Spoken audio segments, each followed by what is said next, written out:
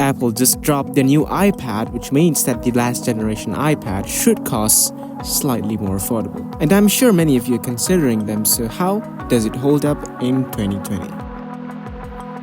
This is the iPad Pro. Sharp corners with a sleek design, bezel-less screen with no notch whatsoever. Ultra-thin design which looks clean and yet beautiful. Simple and yet feels expensive. Lightweight but still powerful. This thing is a powerhouse. It has plenty of power even to rival the MacBook Air. I opted for the 1TB option. Yes, I know it's overkill, but it gives you peace of mind. Judging by how thin it is, I thought that the battery life would be worse, but it turns out that I'm wrong and the battery lasted quite long. Now, Apple is trying really hard to convince you that the iPad could replace your computer. So when you search for a website in Safari, you are treated with the full desktop version by default, and it works surprisingly well. But no matter what I say or feel about it, but in the end, it's still an iPad, right? They are just something that you can't really get done without a computer. Well, that's what I thought about. Since I've been using it for a few months, I might have changed my mind.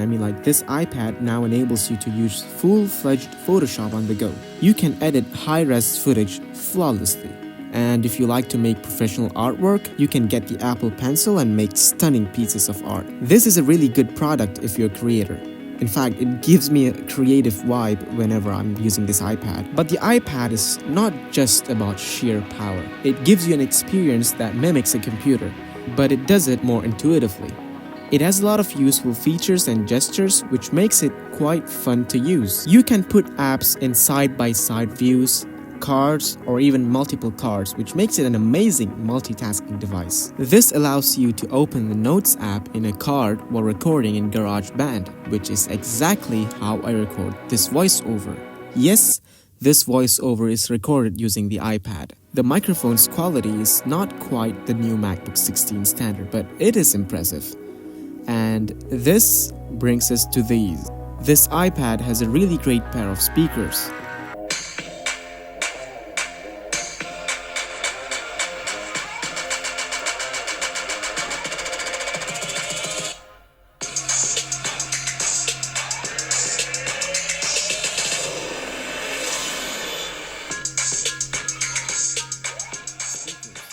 Apple made really good use of the size of this device. It packs quite a lot of bass and clarity. Up front, Apple slapped an amazing 120Hz display which makes everything buttery smooth. But despite having a great display and speaker, it's not my favorite device to consume media. My current daily driver is the OnePlus 7 Pro, so I'm used to the 1440p display. So since YouTube maxes out at 1080p in the iPad, I don't use my iPad as my main content consuming device. But as I said before, for creating content, this is awesome. Apple finally ditched the Lightning connector, and now you have USB Type-C, which is great.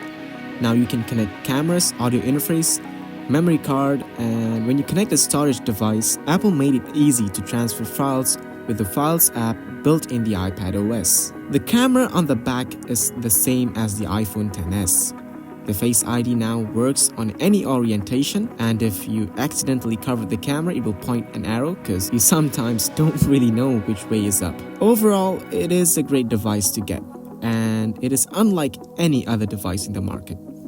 So yeah, see you guys in the next video. Bye.